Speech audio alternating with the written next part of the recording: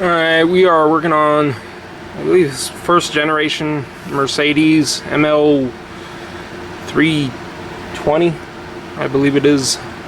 I don't know, I just start working on it. I don't even look what a car it is. I'll do my research sometimes.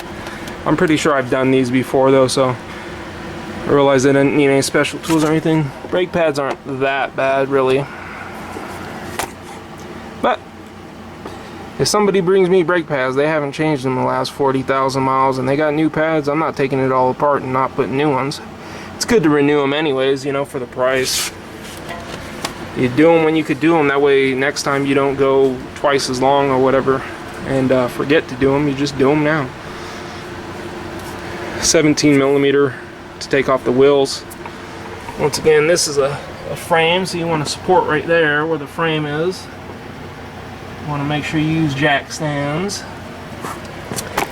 And then, like I said, it's just there was no special keys on this one. You might have special keys. In that case, they might have them in the trunk, or ask the customer where the special locking key lock is. I have a special tool set that I can unlock any lock. So, but most of you out there don't have that. So anyways, this was 17mm, like most Mercedes are, I believe. Yeah, we got the 17mm. 1, 2, 3, 4, 5, and then we got T40 back here. Let's see what we got.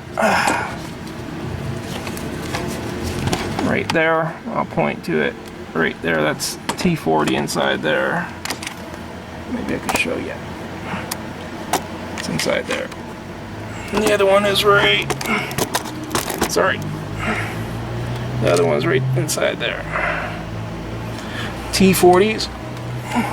Sorry, I can't even see what I just showed you now. We could go in here. What we're gonna do is get my get this, and then what we could do is we could just press like this against this side. Once I loosen up the what I like to do is, some people just take off the cap on the top, and then when you push it in like this, it's gonna push the piston in, and then the fluid's gonna travel back up. What I like to do is just break it open right here, and then when I press it in, it's gonna come out this way, and then in the end we're gonna have to bleed it. That's no big deal. So you get right here like see, you get right here like this. You can pry it like that, wherever you can pry on it, just so you could press the piston, or you could do it in the front right here too. Anyways, that way it comes off easier. You see some guys, they don't do nothing like that, and then they're stuck trying to pull this off. But when you do that, it just kind of loosens this a little bit, makes it a little bit easier. I guess I'll put you to the side and see what I'm doing. Let's try not to knock over this camera. Let's see if I can.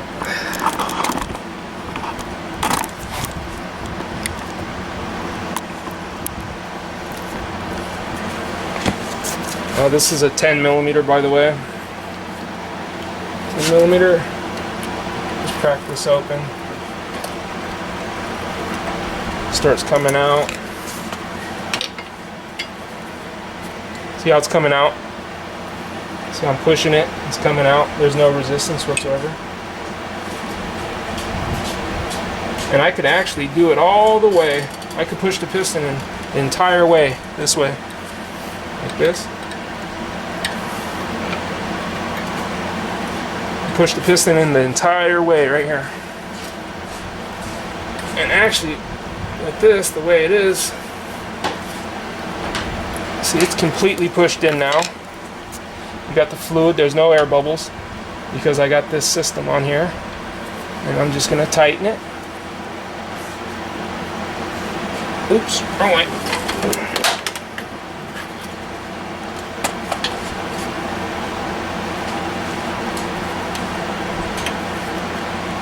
nice and snug. You want to break this thing off. Right? No air bubbles. We're all good. You just push the piston, and that way you're going to see right now when I loosen those bolts, those T40s right there, it's going to come right out. No problem. And I guess, see, since I tighten that up, I could just take this off now.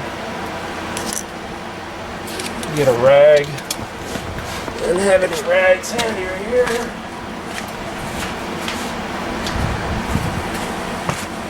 Get some rags so don't make a mess right here. Pop this off. Put the rag this out of your way. Make sure that's nice and clean. That just eliminates a lot of the problem when you're trying to take the caliper out of the way. Get yourself a couple of these. You get a whole box full of them at auto parts store. I just get like 2. I'll get a long one and a short one. That's all you really need. And then now we'll just continue to take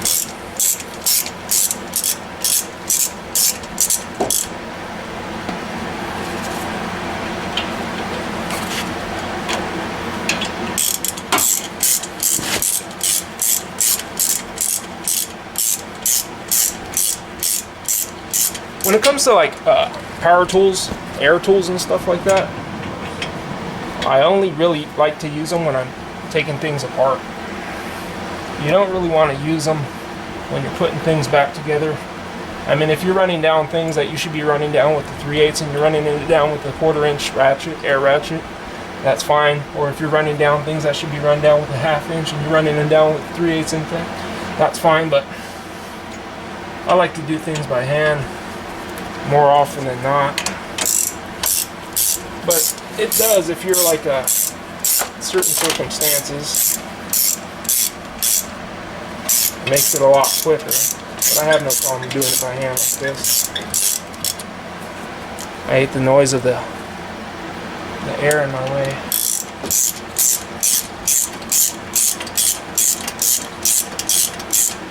I don't know, I know the Mercedes dealers, they charge you a lot of money to do this type of brake job. I don't know why. It's just a real simple brake job. There's no special tools required or anything. Basically, it's like changing a Ford or something. So, it's a little lip right here.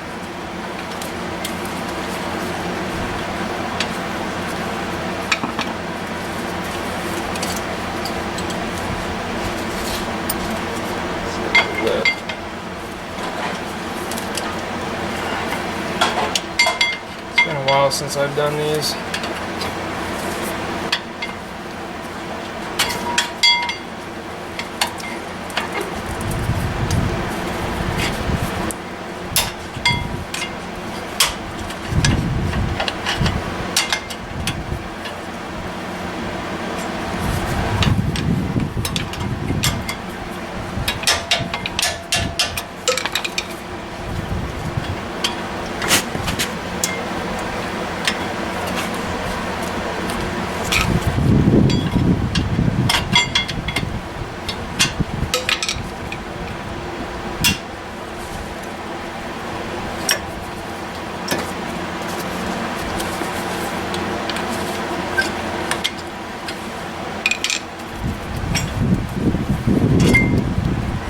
There you go. You just kind of like got to get this around there.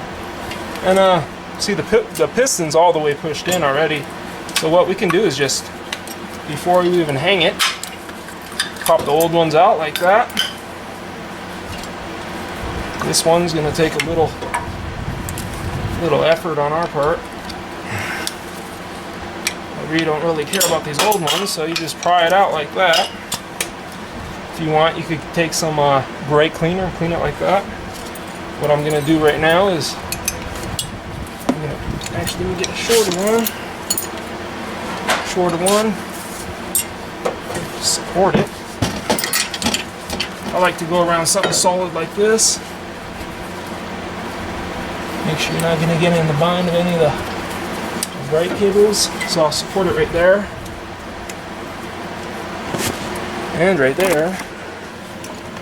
and just hang it out of your way. I mean, we're almost done already. That's quick as can be. These little brackets right here, we got some new ones. If you don't have the new ones, it's not a real big deal. You could clean them off a little bit and reuse them. We'll just use the new ones. Don't throw away the old parts until you make sure the new parts work. Some people will throw these old parts away and then they'll get a new set and they won't come with any new ones. And basically now it's just the reverse of removal. And let me put the pads in, and then I'll just show you the end result. And you want to make sure that I really don't have to bleed it because no bubbles came out. I'll give it a couple of pumps and I'll just bleed it like maybe once or twice. Make sure you top off the fluid before you go starting it. Make sure you pump the pedal 3 or 4 times because it'll go to the floor while it pushes that piston out to press the brakes against there. But so you need T40, 10mm, and a pry bar, and 17mm. You could do it by hand. I just use the impact. But let me put the brakes together and I'll show you.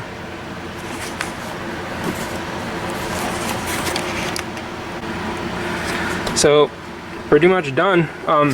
I just got to tighten these back up right here. When I took this off, I made sure I re-lubed these. I pulled them completely out. I put a little bit of this lube. It's a ultra disc brake caliper lube. This bottle lasts forever. I've probably done plenty of jobs with this one bottle. I like to get the bigger container than the smaller packets if you're gonna do it often. I lube the other one. You want to rotate it when it goes in so you could get the lube on the inside.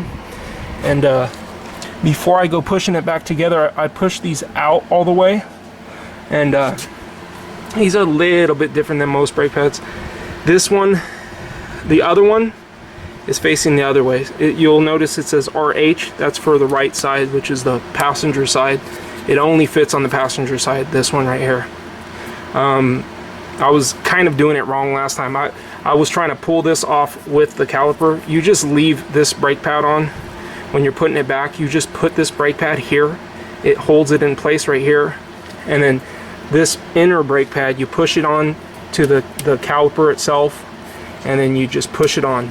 See, I didn't have to use any tools to undo to redo the push the piston back in, because I just used my my pry bar before and it just pushed it in on itself.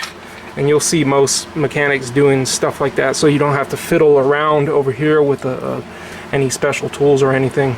And so the disc itself goes on here first, and then you grab this and you put it on. And I still got to do the other side, so I guess I might show it. I just put these new clips right here, and you can actually put a little small amount of that disc lube, small amount, like a little sliver. You don't want anything dripping because it'll heat up and start running around, so you don't have to. I put a little bit. And before you want to go starting the vehicle, like I said, you want to pump the brake. You can bleed this a small amount, have somebody go in there, pump it 2 or 3 times, pump it, hold, and break this open a little bit to see if any bubbles are coming out. You only really got to do that one time, and that's about it. I didn't see any bubbles come out. There shouldn't be any problem. I probably don't have to do it. I'll do it at least once though, and that's it.